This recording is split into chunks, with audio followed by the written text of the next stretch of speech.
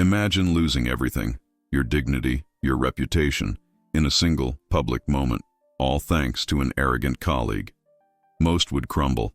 But for Mina, that humiliation wasn't an end. It was the spark of an inferno. She disappeared, not to hide, but to forge herself into something unrecognizably powerful. Years later, a new boss walks into the very company that broke her. And for one man, the past he forgot is about to become his living nightmare. This isn't just a story of revenge. It's a masterclass in turning pain into unparalleled power. The fluorescent hum of Mirai Tech's sprawling open-plan office often served as a monotonous backdrop to Mina's vibrant ambition. At 24, she was a junior strategist, her desk adorned with neatly stacked reports and a small potted succulent, a silent testament to her meticulous nature and quiet hope. Each morning she arrived early, her mind buzzing with ideas for optimizing user engagement or streamlining project workflows. Mina believed in the power of diligent work and innovative thought, convinced that her relentless effort would eventually carve her a place among the brightest minds in Seoul's cutthroat tech industry. Today, however, was different. The air in the main conference room, usually a sterile blend of stale coffee and printer toner, felt thick with an oppressive humidity, despite the efficient air conditioning. The quarterly strategy review was in full swing, a high-stakes arena where careers were subtly made or broken. Mina was set to present her team's preliminary findings for the Project Phoenix initiative, a bold, somewhat unconventional proposal to revitalize an aging product line through gamification. She had poured countless late nights into the research, meticulously crafting slides, anticipating every possible critique. Her heart, usually a steady drum, now hammered a frantic rhythm against her ribs. Across the polished mahogany table sat Jae-joon, a senior project manager, whose charisma was as undeniable as his arrogance. With his impeccably tailored suits, slicked back hair, and a smile that rarely reached his eyes, he was the embodiment of corporate success and corporate ruthlessness. Jae-joon was known for his sharp tongue and his habit of using others' perceived weaknesses to elevate his own standing. He held court among the more senior executives with an easy confidence, his laughter echoing a little too loudly, his gaze often sweeping the room in search of anyone he could momentarily diminish. As Mina, her voice a little shaky at first but gaining strength with each slide, began to articulate the core tenets of Project Phoenix, she felt a flicker of hope. She spoke of innovative user interfaces, of algorithms designed for predictive engagement, of a new paradigm for customer loyalty.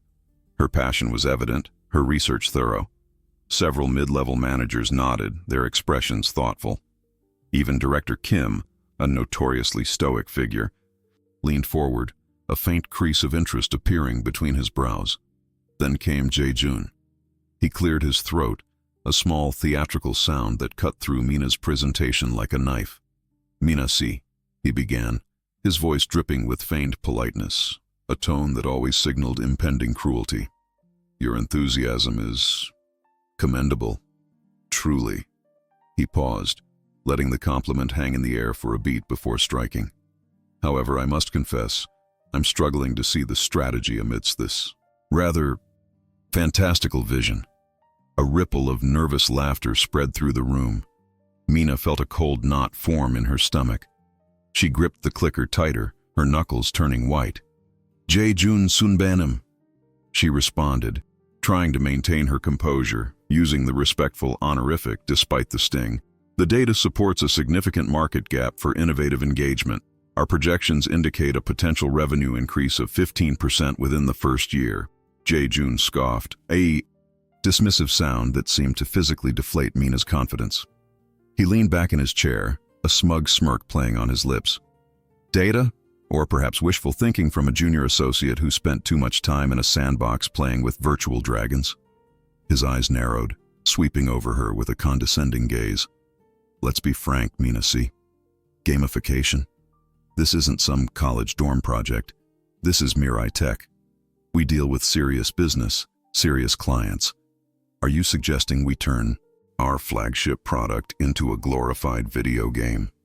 The laughter grew louder now, emboldened by Jae-joon's open derision. Mina felt her cheeks flush crimson. Her meticulously prepared arguments, her carefully constructed logic, seemed to crumble under the weight of his ridicule. She tried to speak, but her throat felt constricted, her voice caught somewhere between anger and profound shame. "But Sunbenim, the market trends." "The market trends," Jae-joon interrupted, cutting her off sharply, "are for professionals who understand the difference between innovation and outright absurdity.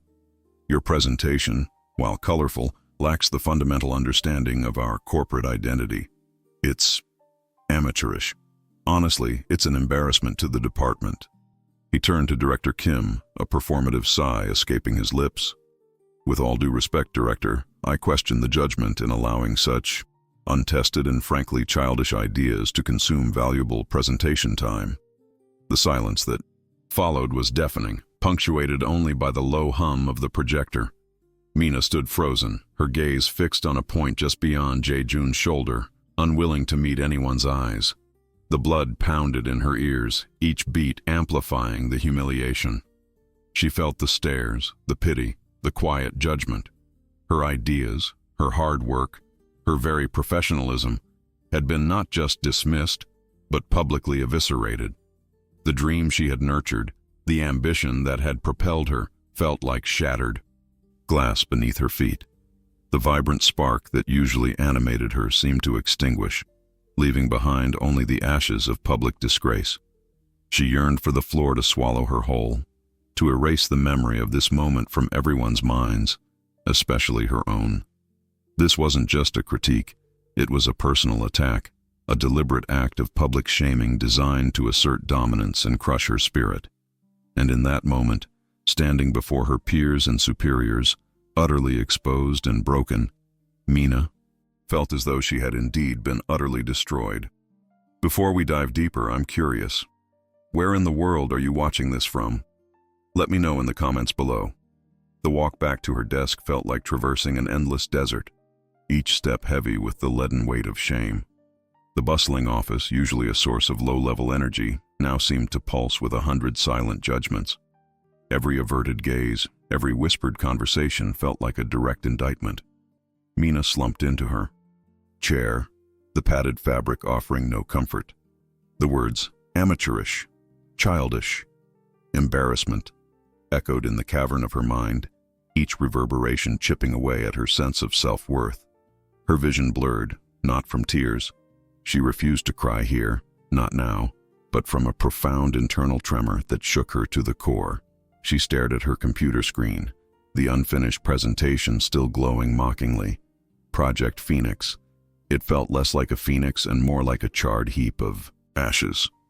Days bled into a blurry montage of quiet despair.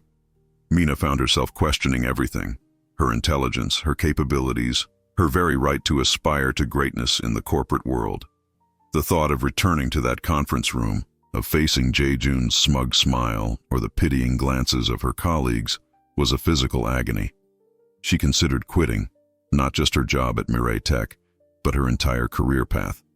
Maybe she wasn't cut out for this. Maybe her dreams were indeed childish, her ideas naive. One evening, while Mina sat alone in her small apartment, surrounded by the debris of neglected takeout containers and unread books, her phone buzzed. It was Seo-yeon, her oldest friend, and a fellow warrior in the corporate trenches, though in a different industry. Seo-yeon's voice, usually bright and effervescent, carried a note of concern. "Mina, ya, you've been quiet. Everything all right?" The dam broke. Mina didn't sob, but her voice cracked, the words tumbling out in a rush of suppressed hurt and frustration. She recounted the humiliation, the scathing words, the public ridicule. Seo-yeon listened patiently, not interrupting, allowing Mina to vent the poison that had been festering within her. When Mina finally fell silent, a heavy quiet descended. Then Seo-yeon's voice, gentle yet firm, filled the void. "Mina, listen to me. What Jae-joon did was despicable. It was an attack, not on your ideas, but on you, designed to make himself look bigger. But you cannot let one incident, one arrogant man, define your entire worth. Do you hear me?" Mina sniffled. "But he was right, wasn't he? Maybe I am just an amateur." No. Seo-yeon's voice was sharper now, laced with fierce loyalty. He was not right. He was a bully, and bullies thrive on making others feel small. Your ideas were bold, Mina. They were innovative. That's what he couldn't stand. He saw your potential and tried to snuff it out before it could truly shine. Don't let him win. Seo-yeon continued, her words a lifeline in Mina's sea of despair. This isn't the end, Mina. It's a crossroads. You can let this destroy you, or you can use it. Use it as fuel. Use it as a promise to yourself that you will never again be in a position where someone can so casually strip you of your dignity. The conversation stretched late into the night. Seo-yeon didn't offer platitudes. She offered a mirror, reflecting Mina's intrinsic strength back at her. She reminded Mina of her countless achievements, her unwavering dedication, her sharp intellect. Slowly, painstakingly, a tiny ember of defiance began to glow within Mina's chest. The shame hadn't vanished, but it was now overlaid with a thin veneer of resolve. The next morning, Mina walked into the office with a quiet determination. She knew she couldn't stay. The air was poisoned for her here, the memory of her public humiliation, too fresh, too painful. But she wouldn't quit her career. She wouldn't let Jae-joon or anyone else dictate her destiny. This wasn't about vengeance, not yet. It was about self-preservation, about reclaiming her narrative.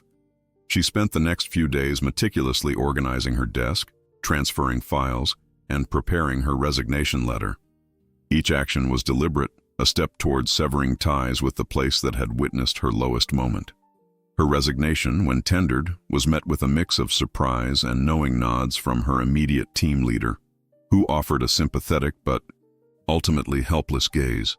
She avoided Jae-joon entirely, a silent agreement passing between them that their paths would not cross again within these walls. As she packed her personal belongings into a cardboard box, the succulent, a few treasured photos, her favorite pen, she felt a strange mix of sorrow and liberation. The corporate world, with its gleaming towers and cutthroat politics, had almost broken her. But it wouldn't. Not completely. Stepping out of the Mirai Tech building for the last time, the bustling Seoul streets seemed to hum with a new kind of energy. The sting of humiliation was still raw, a wound that would take time to heal. But beneath it, hardened by the pain, a new resolve had taken root. She looked back at the towering glass and steel edifice, a silent promise forming in her mind. This was not the end. This was merely the prologue to a much grander story.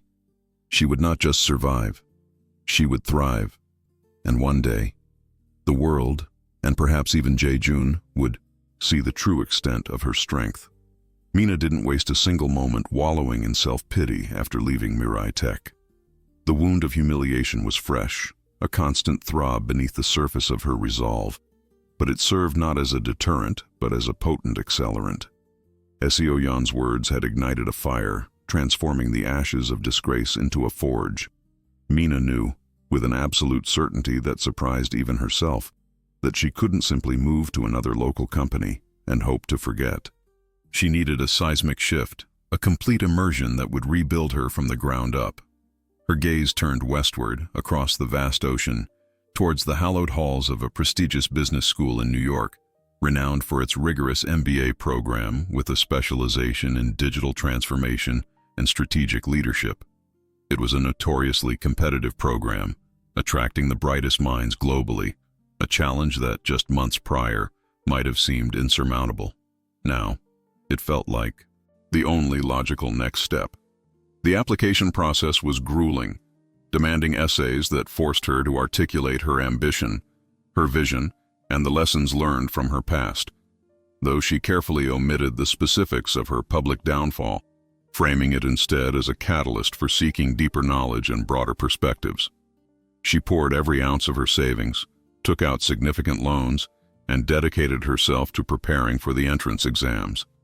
The sheer discipline she exhibited was astounding, a testament to the quiet fury that fueled her. Day and night she immersed herself in textbooks, case studies, and mock interviews, often foregoing sleep and social interaction. There were moments of doubt, of course, Late nights when the magnitude of the task ahead threatened to overwhelm her, when the memory of Jae-joon's mocking laughter crept into her thoughts. But each time, she pushed it back, replacing it with the image of a stronger, more capable version of herself. When the acceptance letter arrived, thick and embossed, it felt less like a celebration and more like the ringing of a starting bell. Mina arrived in New York City with 2 suitcases, a head full of dreams, and a silent, unyielding promise etched into her soul. This wasn't just about getting a degree. It was about forging a new identity, honing her intellect into a weapon, and developing a formidable professional persona that no one, ever again, would dare to belittle. The program was relentless. Days were packed with lectures, group projects, and intensive seminars.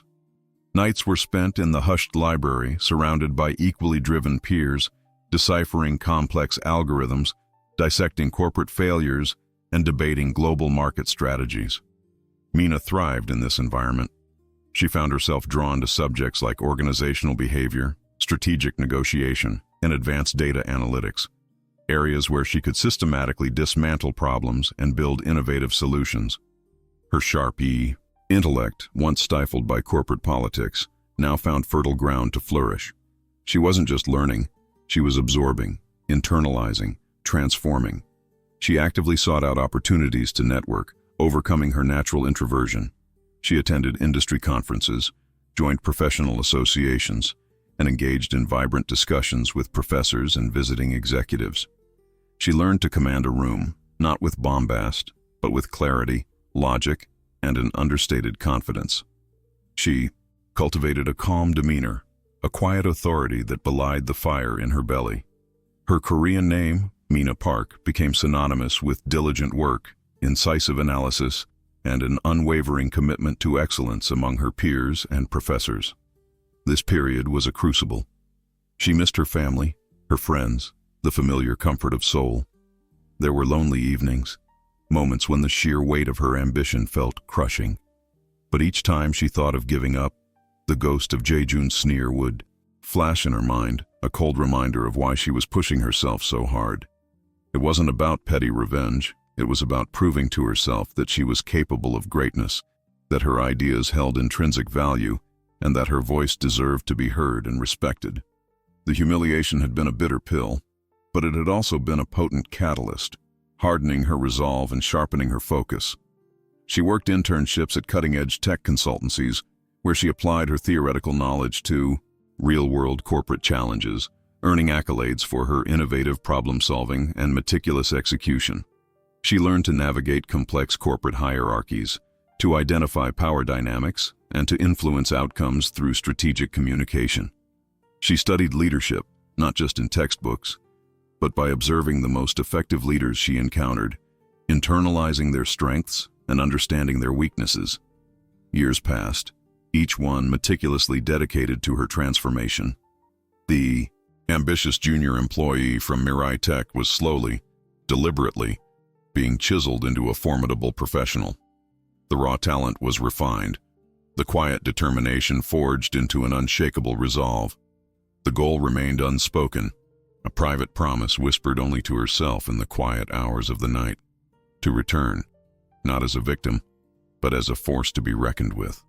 The path back to Seoul, to the corporate landscape where her past had unfolded, was still distant, but with every skill mastered, every connection made, Mina felt herself drawing closer, step by calculated step, to the realization of her vow. 7 years had passed since Mina Park had walked out of Mirai Tech, a ghost of her former self. The timid, hopeful junior strategist was gone, replaced by a woman who exuded a quiet, almost formidable confidence. The frantic energy of her younger years had matured into a composed, strategic calm, a stillness that belied the relentless drive within her. She was now in her early 30s, and her name, Mina Park, was whispered with respect in boardrooms across several continents. After graduating at the top of her class from business school, Mina had joined Nexus Innovations, a global tech consultancy renowned for its ability to turn around failing enterprises and catapult startups to stratospheric success. It was a baptism by fire, a crucible that demanded nothing less than absolute excellence. She had not only survived, but thrived. From an associate, consultant, she had rapidly climbed the ranks, each promotion a testament to her sharp intellect, her strategic foresight, and her uncanny ability to dissect complex problems and deliver innovative, actionable solutions. Her reputation preceded her. Colleagues knew her as the problem solver, the one who could untangle the most intricate corporate knots with surgical precision. Clients respected her for her unwavering professionalism, her deep analytical prowess, and her ability to articulate complex strategies with crystal clarity. She was known for her calm demeanor, even in the most high-pressure situations, her voice remaining steady and her gaze unwavering as she navigated turbulent discussions or presented groundbreaking proposals. Mina had developed a formidable professional persona. Her wardrobe, once a collection of sensible but unremarkable office attire, had evolved into a sophisticated array of tailored suits and elegant dresses that commanded respect without being ostentatious. Her movements were graceful and deliberate, her posture impeccable. She carried herself with an air of understated authority, a natural leader who inspired trust and confidence through competence rather than coercion. Her apartment in New York reflected her transformation. Minimalist, meticulously organized, yet infused with a subtle warmth. A small collection of modern art adorned the walls, a stark contrast to the utilitarian decor of her soul days. She had cultivated a love for classical music, finding solace and focus in its intricate compositions, a stark difference from the pop music that once filled her ears. Every aspect of her life, from her professional engagements to her personal habits, was a testament to the deliberate architecting of a new self. The past humiliation at Mirai Tech was no longer a raw wound. It was a scar, faded but present, a constant, subtle reminder of the strength she had forged in its aftermath. It didn't fuel a burning desire for petty revenge, but rather an unshakable commitment to excellence and integrity.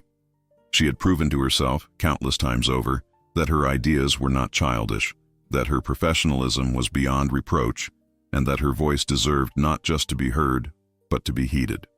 The pain had transmuted into drive, a quiet, powerful engine that propelled her ever forward. She had led multinational teams, successfully steered multi-million-dollar projects, and advised CEOs of Fortune 500 companies. She had mastered the art of negotiation, of strategic partnerships, of market disruption. Her network now spanned the globe, connecting her with influential figures in tech, finance, and innovation. The girl who once felt suffocated by a single public critique now moved with effortless grace through the highest echelons of the corporate world. Her confidence was quiet, but absolute. It wasn't the boisterous, often insecure confidence of a Jae-joon, but a deep-seated assurance born from years of rigorous learning, proven competence, and hard-won experience. She knew her worth, not because others told her, but because she had painstakingly built it, brick by intellectual brick. She no longer sought validation. She commanded respect through her actions and her results.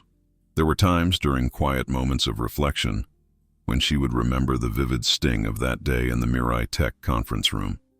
A faint ghost of the shame would flicker, quickly replaced by a sense of profound satisfaction. She hadn't just survived, she had transcended. She had taken the worst moment of her professional life and transformed it into the very foundation of her success. The journey had been arduous, demanding sacrifices and unwavering self-discipline. But the woman who emerged from the metamorphosis was stronger, wiser, and infinitely more capable than the one who had entered the chrysalis. Mina Park was no longer defined by humiliation. She was defined by her undeniable brilliance and, her unyielding spirit. The notification arrived on Mina's encrypted professional network, a discreet ping amidst the usual deluge of industry updates and meeting requests. It was from a top-tier executive search firm, detailing an opportunity that immediately captured her attention. The role: Head of Digital Strategy for Aurum Holdings, a formidable conglomerate with interests spanning technology, media, and finance. Aurum was a titan, a holding company that owned numerous subsidiaries, including, as Mina's memory jolted, a significant stake in Mirai Tech, her former workplace. The job description was formidable. It demanded a leader with a proven track record in global digital transformation, a visionary capable of integrating disparate tech ecosystems, and a strategic mind able to drive innovation across diverse business units. It was a role that required an almost impossible blend of technical acumen, strategic foresight, and exceptional leadership skills. Yet, as Mina read through the requirements, a quiet certainty settled within her. This wasn't just a challenge. It was a glove tailored precisely to her hand. Her 7 years at Nexus Innovations had equipped her with every single skill listed. She had led complex digital transformations for multi-billion-dollar clients, engineered groundbreaking product launches, and built high-performing teams from the ground up. She possessed a unique understanding of market dynamics, an unparalleled ability to identify emerging trends, and the strategic prowess to leverage them for significant competitive advantage. This position, demanding as it was, felt like the natural culmination of her intensive transformation. But as she delved deeper into Aurum Holdings' organizational chart, a subtle realization dawned, sending a faint shiver down her spine. Mirai Tech was listed as a key subsidiary, a significant player in Aurum's technology portfolio. Accepting this position wouldn't just be a career advancement, it would potentially place her in a position of authority, however indirect, over the very ecosystem where her professional dignity had been so publicly shattered. And by extension, it would likely put her back in Jae-joon's orbit. The thought wasn't accompanied by a sudden surge of vengeful glee. Mina had long moved past the raw desire for retribution. Her ambition was now purer, driven by a quest for excellence and impact. Yet the possibility of returning, not as a broken junior employee, but as a senior executive holding sway over the very company that had once dismissed her, held a profound, almost poetic resonance. It wasn't about making Jae-joon suffer. It was about proving, undeniably, the true measure of her capabilities, a silent testament to the power of her own resilience. Mina approached the application process with the same meticulous precision she applied to her most complex client projects. She didn't merely update her resume. She crafted a compelling narrative of her career trajectory, highlighting her leadership achievements, her strategic successes, and her unique vision for digital innovation. She tailored her cover letter to Aurum Holdings' specific challenges and aspirations, demonstrating a deep understanding of their corporate landscape and outlining her potential contributions with unwavering clarity. Each interview round was met with her characteristic calm and incisive intellect. She engaged with board members and senior executives, articulating her strategies with a quiet authority that commanded respect. She spoke of leveraging AI for predictive analytics, of building agile development pipelines, of fostering a culture of continuous innovation. She answered every question with a thoughtful depth, drawing upon her extensive experience to offer practical, visionary solutions. During one particularly intense interview with the CEO of Aurum Holdings, a formidable woman named Ms. Lee, Mina was asked about her motivations. "Ms. Park," Ms. Lee had said, her gaze piercing, "your resume is exceptional. Your trajectory, meteoric. Why Aurum? Why this role, specifically?" Mina met her gaze evenly. "Ms. Lee, my career has been dedicated to transforming challenges into opportunities, to building resilient, forward-thinking organizations.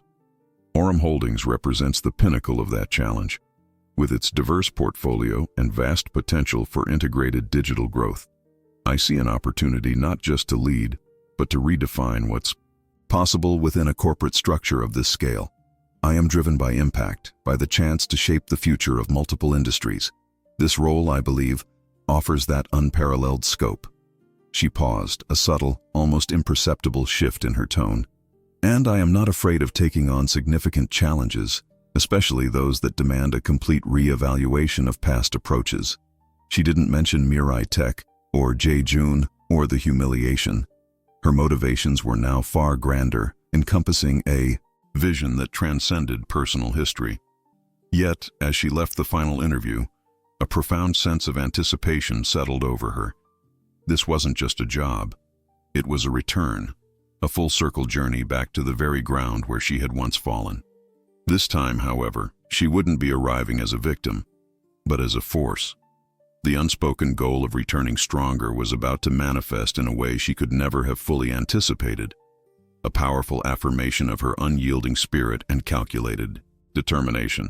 If you're captivated by stories of resilience and incredible comebacks, make sure you hit that subscribe button. You won't want to miss what's next. The official offer from Aurum Holdings arrived, not with a fanfare, but with the quiet dignity befitting a position of such magnitude. Mina accepted without hesitation. The title, Head of Digital Strategy, Aurum Group, felt less like a new job and more like a coronation, a testament to years of relentless effort and unwavering resolve. Her return to Seoul was met with a private sense of quiet triumph. The city, with its familiar neon glow and bustling energy, felt different this time, seen through the eyes of a woman who had conquered her past. Her arrival at Aurum Holdings' gleaming headquarters was understated. No grand welcoming party, no public announcement beyond the internal corporate communication channels. Mina preferred it that way. She wasn't seeking applause. She was here to work, to implement her vision, to lead. She moved into her new office, a spacious corner suite overlooking the Han River, with a professional detachment, her movements precise and efficient. The view, once a distant dream, was now her daily reality, a symbol of her ascent. Whispers, however, were inevitable. The corporate grapevine, an intricate web of gossip and speculation, quickly carried news of the new executive. Some former colleagues from Mirai Tech, now scattered across Aurum's subsidiaries or still within Mirai Tech itself, might have heard her name, perhaps seen a blurry photo from an internal memo. Mina Park, wasn't she? They might have wondered, a flicker of recognition passing through their minds.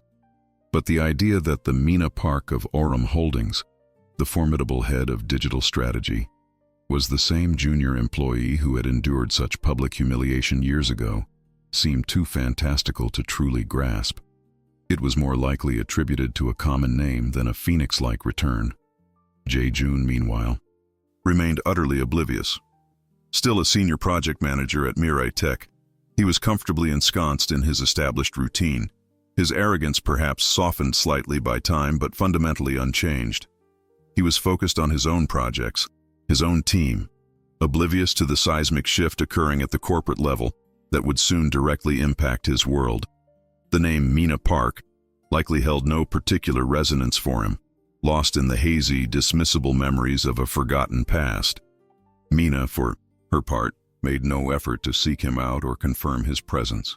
Her focus was entirely on her new role. She spent her first weeks immersing herself in Aurum's diverse portfolio, meeting with subsidiary heads, understanding their operational challenges, and identifying key areas for digital transformation. Her initial engagements were marked by a calm authority.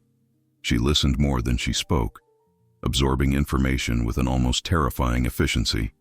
When she did speak, her words were precise, insightful, and always strategic.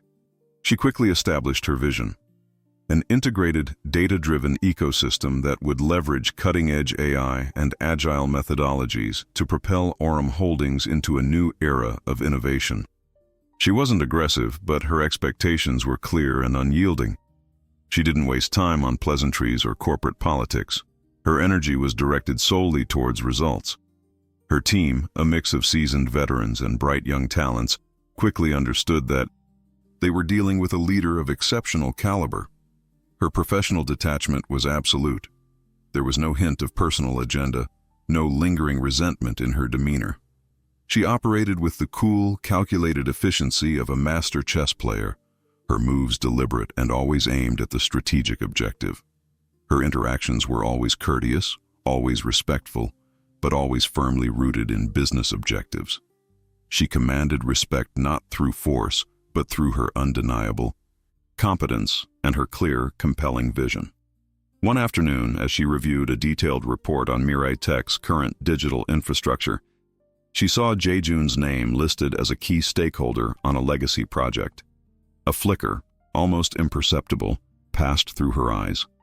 The name, once a source of bitter pain, now evoked only a detached acknowledgement of a historical data point. He was a piece on the board. Nothing more, nothing less. Her resolve remained unwavering. Her actions would be driven by strategic necessity, by the demands of her role, not by the ghosts of a past humiliation. She finalized the comprehensive report on RM's digital integration strategy, a document that would soon dictate the future direction of all its subsidiaries, including Mirai Tech. The report detailed ambitious targets, stringent performance metrics, and a complete overhaul of several key operational areas. The stage was being set, not for a confrontation, but for a new era of professional accountability. The Phoenix had indeed returned, not with a vengeful fire, but with the cold, unyielding brilliance of a star, ready to illuminate the path forward, and in doing so, expose everything that stood in its way. The email landed in Jae-joon's inbox like any other, a routine corporate notification about an upcoming leadership integration meeting. He barely registered the subject line, his mind already preoccupied with the usual demands of his day as a senior project manager at Mirai Tech. He clicked it open, scanned the date and time, and added it to his calendar without much thought. New leadership structures were a common occurrence in a large conglomerate like RM Holdings. New faces came and went. He expected to meet another stiff, overly ambitious executive from the parent company, someone he'd nod politely to, make a few superficial remarks, and then promptly forget. He arrived at the designated conference room on the executive floor of RM Holdings' main tower, with his usual casual confidence, a faint smirk playing on his lips. He was 20 minutes early, a habit he maintained not out of diligence, but to ensure he secured a prime seat and could observe the room before others arrived. He straightened his tie, ran a hand over his perfectly coiffed hair, and pushed open the heavy oak door. The room was already occupied, not by a crowd, but by a single figure standing by the panoramic window, her back to him, gazing out at the sprawling Seoul skyline. The figure turned at the sound of the door closing, and then time seemed to fracture. Jae-joon's casual confidence evaporated, replaced by a jolt that felt like a physical blow to his solar plexus. The air left his lungs in a silent gasp. Standing before him, perfectly composed, radiating an aura of undeniable authority, was Mina Park. His mind reeled, struggling to reconcile the image before him with the faded, almost forgotten memory of the junior strategist he had so casually humiliated years ago. The woman now before him was utterly transformed. Her tailored suit, in a deep charcoal gray, fit her like a second skin, accentuating a posture that was both elegant and powerful. Her hair, once a simple cut, was now styled with sophisticated precision, framing a face that had matured, sharpened, and gained an exquisite, almost glacial beauty.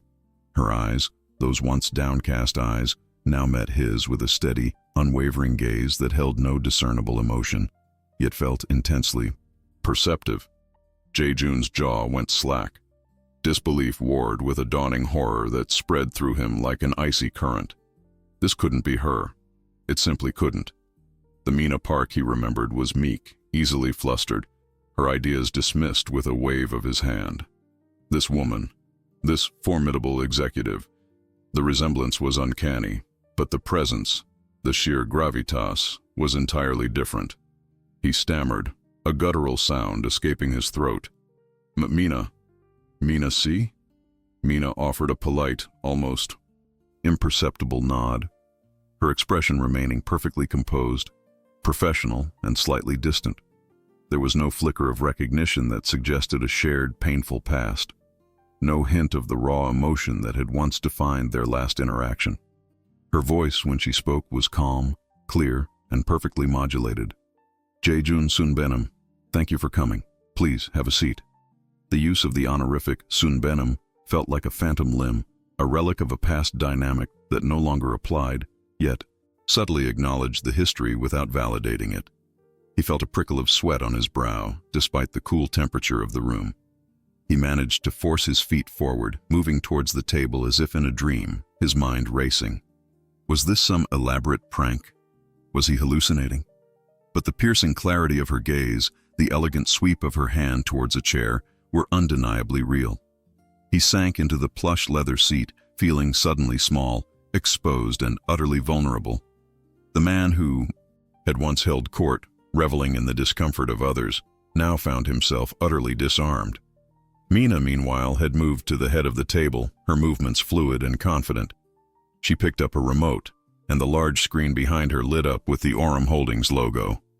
"We're just waiting for Director Kim to join us," she stated, her voice even. "Then we can begin."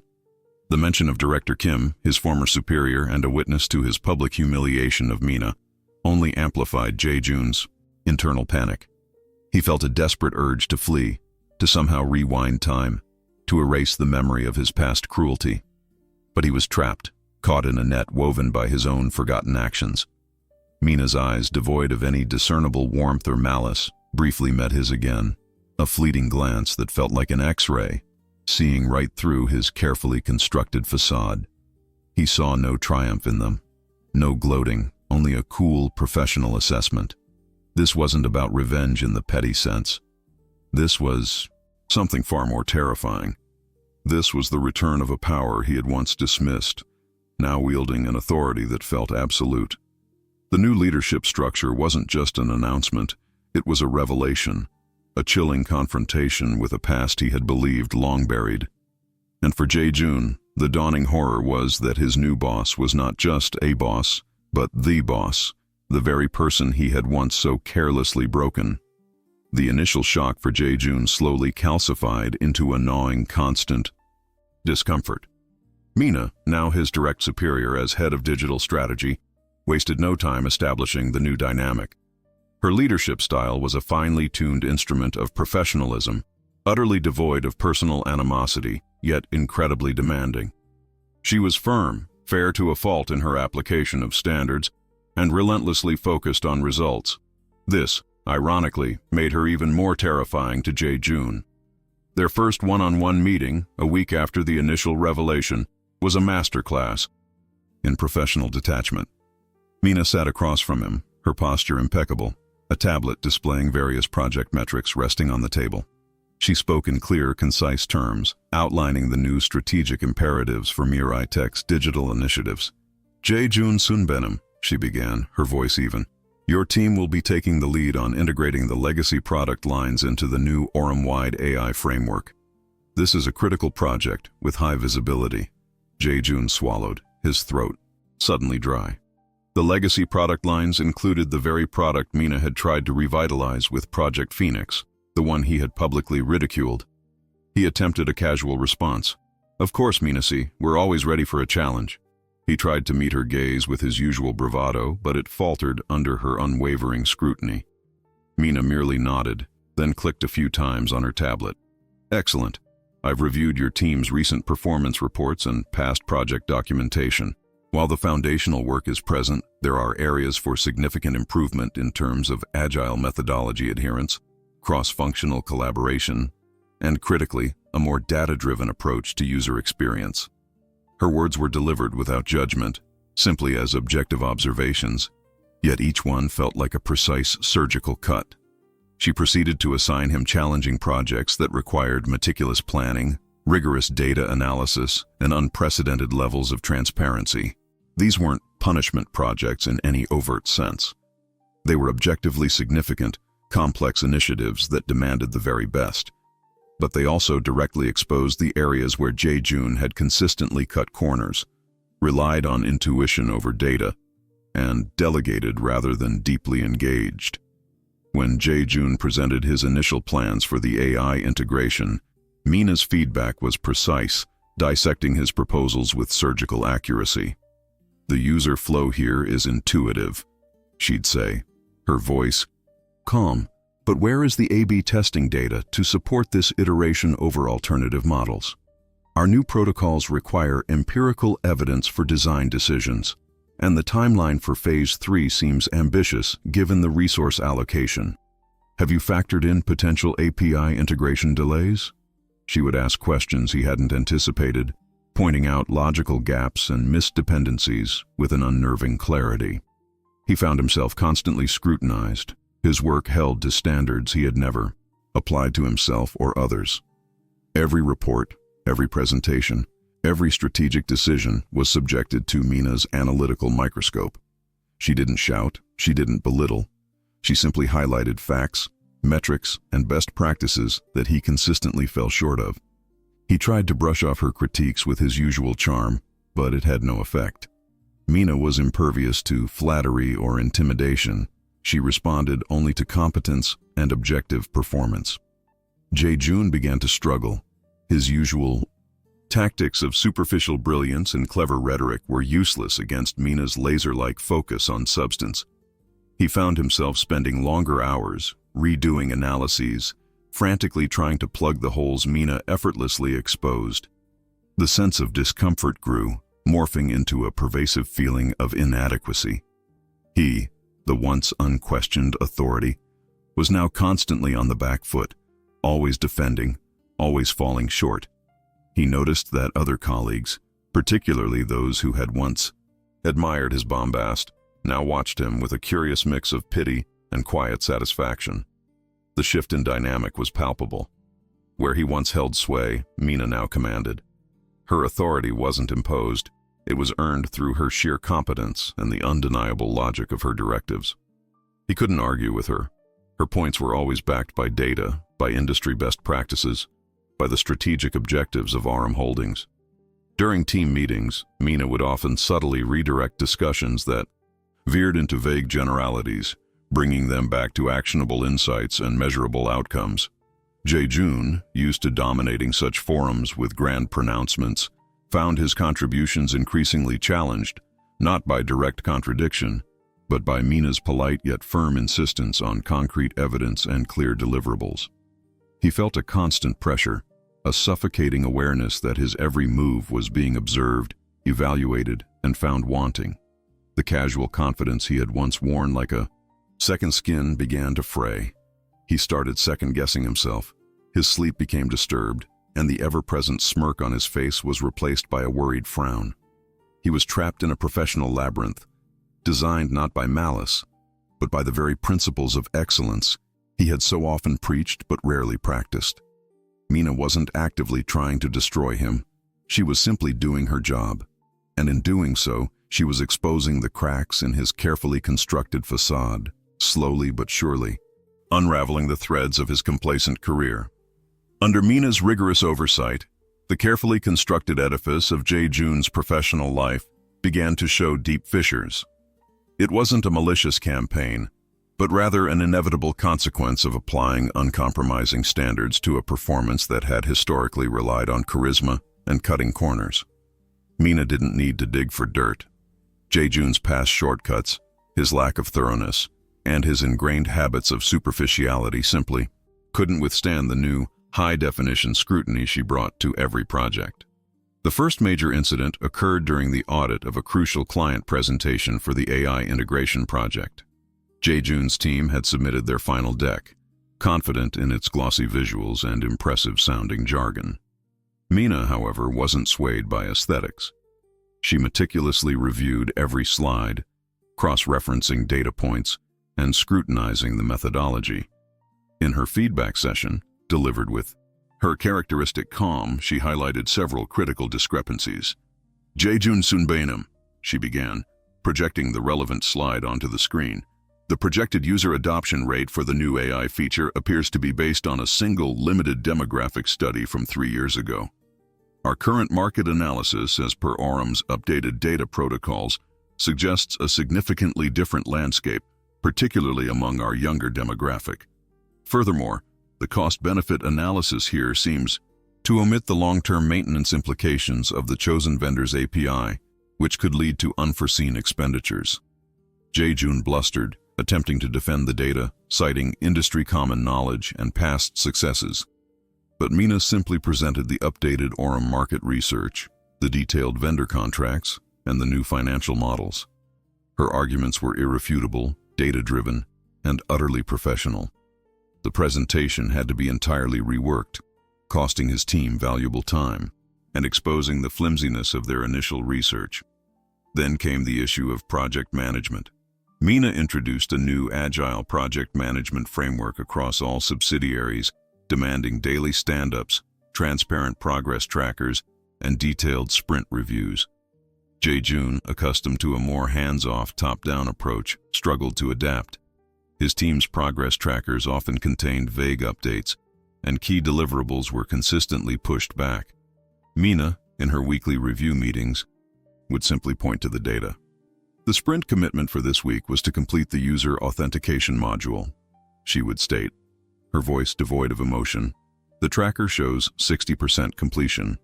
Can you explain the discrepancy and what measures are being taken to ensure the next sprint is on target? There was no room for excuses, only accountability. Other colleagues, who had silently endured Jae-joon's arrogance for years, began to notice the shift. Team leaders, who had once been belittled for their attention to detail, now found their meticulousness praised by Mina. Young designers who had been dismissed by Jae-joon for overthinking were now empowered by Mina to rigorously test their hypotheses. A quiet sense of justice, a slow-burning satisfaction, began to ripple through the Mirai Tech corridors. One afternoon, Director Kim, who had witnessed Mina's public humiliation years ago, stopped by her office. He offered a small, knowing smile. "Mina, see," he said, his voice low. "It's good to see such a strong focus on core principles and data-driven decisions. The change in the department is palpable." He didn't explicitly mention Jae-joon, but the unspoken understanding hung in the air. He had seen Mina fall, and now he was witnessing her rise, not through vengeance, but through sheer, undeniable competence. Jae-joon's once unblemished reputation began to tarnish.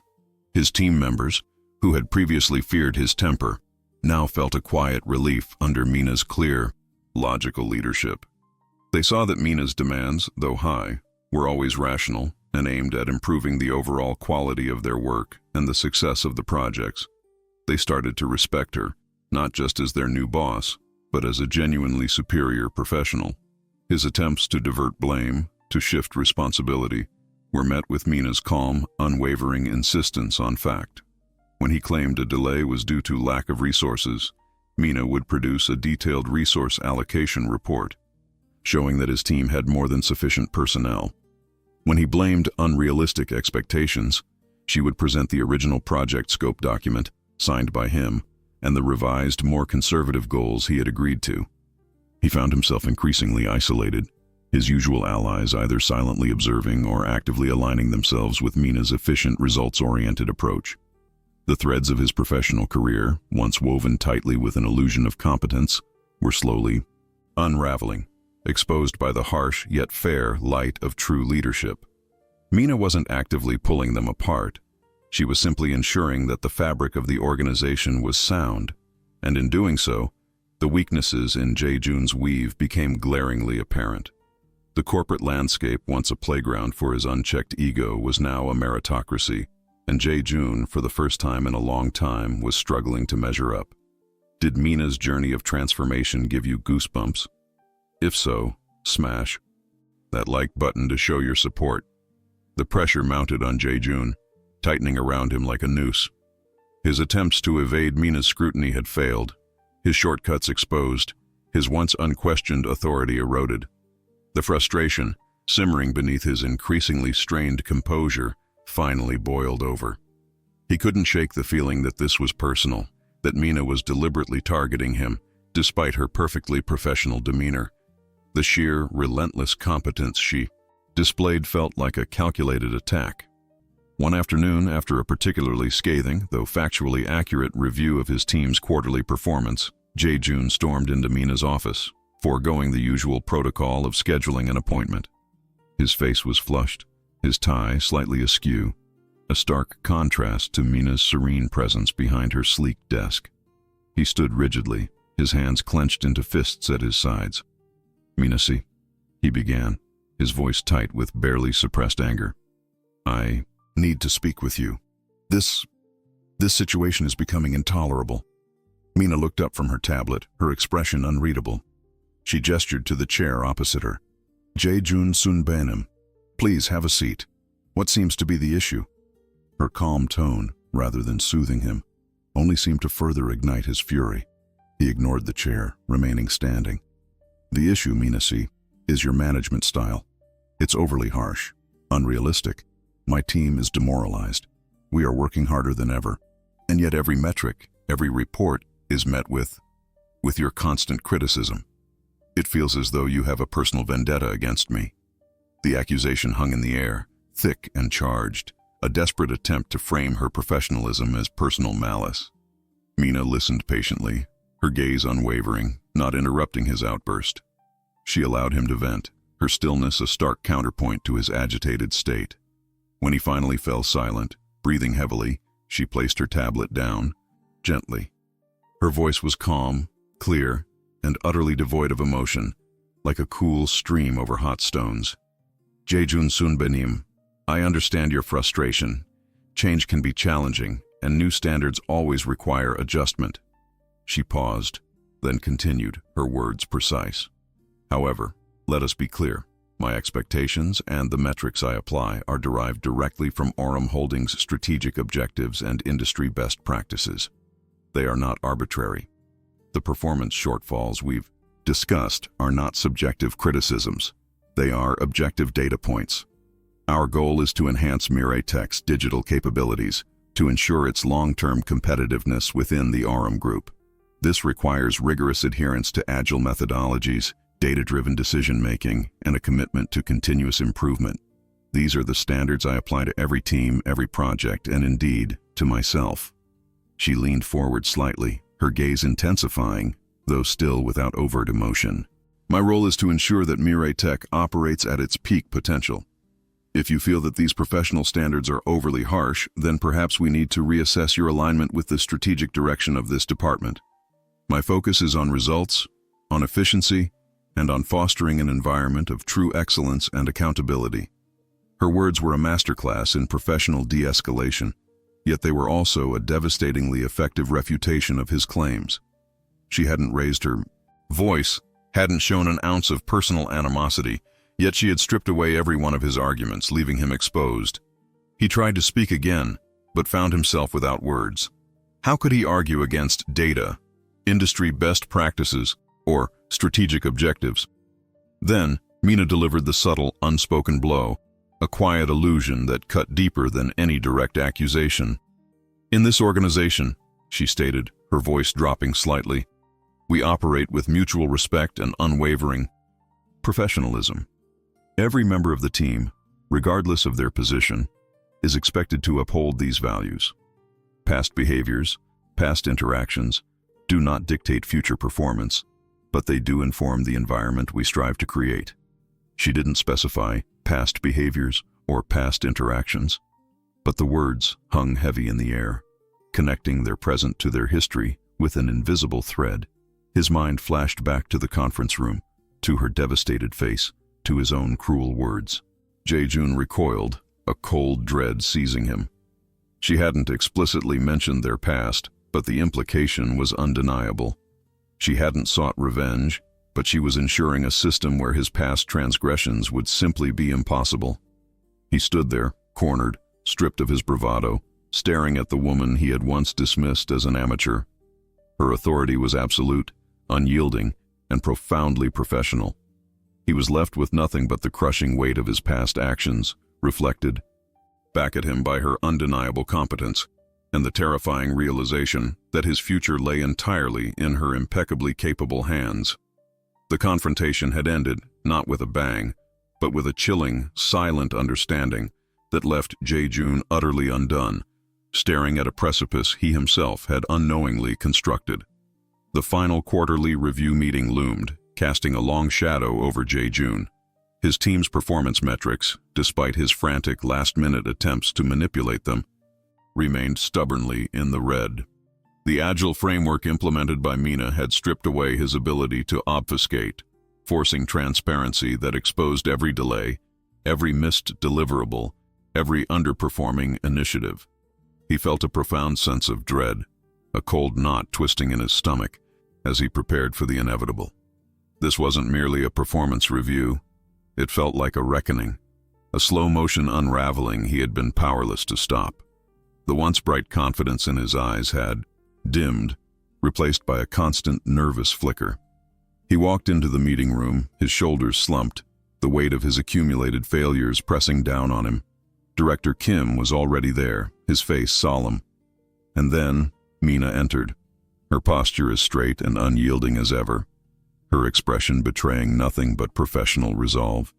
She took her seat at the head of the table, her presence radiating a quiet, unassailable authority that Jae-joon now found suffocating. She opened her tablet, the cool glow illuminating her composed features, and the room fell into a silence heavy with unspoken implications. Mina began the meeting, her voice calm and clear, presenting the consolidated performance report for Mirai Tech's digital initiatives. Each slide was a precise, data-driven analysis, comparing projected outcomes against actual results, highlighting discrepancies, and detailing the impact of missed milestones. There was no aggression in her tone, no hint of personal satisfaction, only the unwavering recitation of facts. She spoke of the AI integration project, still lagging significantly behind schedule due to resource mismanagement and inadequate adherence to revised protocols. She meticulously outlined the user experience redesign, which had failed to meet its adoption targets because of a lack of empirical testing and an over-reliance on assumptions rather than verified data. As she spoke, Jae-joon felt each word land like a small, precise blow, chipping away at his last vestiges of professional pride. He tried to interrupt once to offer an excuse about market volatility, but Mina simply paused, met his gaze with an unblinking stare, and calmly continued, presenting a slide that directly refuted his point with up-to-date market intelligence. He sank back into his chair, defeated. After her comprehensive presentation, Mina turned to Jae-joon. "Jae-joon Sunbenim," she said, her voice softer now, but no less firm. "The data clearly indicates a consistent pattern of underperformance within your department over the past 2 quarters. Despite the implementation of new frameworks, additional resources, and dedicated mentorship, the core strategic objectives have not been met. Furthermore, internal feedback surveys reveal significant challenges within your team regarding leadership clarity and morale." She paused, allowing the gravity of her words to settle. "As the head of digital strategy for Aurum Group, I have a responsibility to ensure that all subsidiaries operate at the highest level of efficiency and innovation. Mirai Tech is a critical component of our technology portfolio, and its digital transformation is paramount." Director Kim then spoke, his voice gravely serious. "Jae-joon, we have discussed this extensively internally. The impact of these ongoing shortfalls is significant, affecting not only Mirai Tech's bottom line, but also the broader Aurum Group's strategic initiatives. We cannot afford to compromise on our core mission." He looked directly at Jae-joon, his expression conveying a deep disappointment. "Effective immediately, we are reassigning you from your role as senior project manager. You will be offered a transfer to a non-managerial advisory position within a smaller, non-core subsidiary in Busan. This role will allow you to contribute your experience in a less impactful capacity, focusing on internal documentation and historical project analysis, while providing an opportunity for you to reassess your leadership approach and align with Aurum's new operational standards. Should you decline this offer, we will have no alternative but to accept your resignation." The words hung in the air, a death knell to Jae-joon's career. Busan, a non-managerial advisory role. It was a euphemism for being put out to pasture, a professional exile. The humiliation was absolute, far greater than any single public critique he had ever dished out. His carefully constructed world, built on bravado and a superficial understanding of true leadership, had crumbled. He looked at Mina, searching for a flicker of triumph, a hint of the personal vendetta he had accused her of. But there was nothing. Her gaze was still, professional, and utterly devoid of emotion. It was this very lack of personal animosity that made the blow so devastating. She hadn't targeted him. She had simply done her job, and in doing so, his inadequacies had been laid bare for all to see. He felt a profound, chilling understanding that this was not revenge in the petty sense. This was justice, delivered with cold, unyielding precision, a direct consequence of his own inability to adapt and excel. Jae-joon left the meeting a broken man. He accepted the transfer, the thought of outright resignation, and even greater in dignity. His departure from Mirai Tech was quiet, unceremonious, a stark contrast to the loud, arrogant presence he had once commanded. The corporate grapevine, however, was not so quiet. Whispers spread, not of malice or personal vendettas, but of a new era of accountability, a meritocracy where only true competence thrived. Director Kim, watching Jae-joon's retreating figure, turned to Mina, a faint, almost imperceptible nod of respect passing between them. He had seen the transformation, understood the unspoken narrative, and recognized the true strength of the woman before him. For Mina, the resolution brought a profound, quiet sense of closure. She watched Jae-joon leave, not with a surge of vindictive glee, but with a deep, settled calm. The ghost of his sneer, which had once been a potent catalyst for her ambition, now held no power. She had proven to herself, undeniably, that her ideas held intrinsic value, that her voice deserved to be heard, and that her professionalism was beyond reproach. Her triumph wasn't in his downfall, but in her own unwavering journey of self-improvement, the arduous years of relentless study, the tireless hours spent honing her craft, and the integrity she had maintained throughout. The raw wound of humiliation had healed, leaving behind a scar that was no longer painful, but a testament to her resilience, a reminder of the forge that had shaped her into the formidable leader she had become. She looked out of her office window, across the sprawling expanse of Seoul, the city that had once witnessed her deepest professional despair. Now, it was the backdrop to her undeniable success. Her journey had come full circle, but she was not the same woman who had left 7 years ago. She was stronger, wiser, and infinitely more capable. The revenge she had sought was not a petty act of retribution, but a grander, more profound act of self-reclamation. She had transformed the bitter humiliation into the very foundation of her strength, demonstrating that true power lay not in crushing others, but in elevating oneself through unwavering competence and integrity. Mina Park, head of digital strategy for Aurum Group, stood confidently at the helm, no longer defined by past wounds, but by her earned success, her undeniable brilliance, and the deep, unwavering inner peace she had finally achieved. Loved this story? Don't go anywhere. Check out the other videos on your screen for more incredible tales.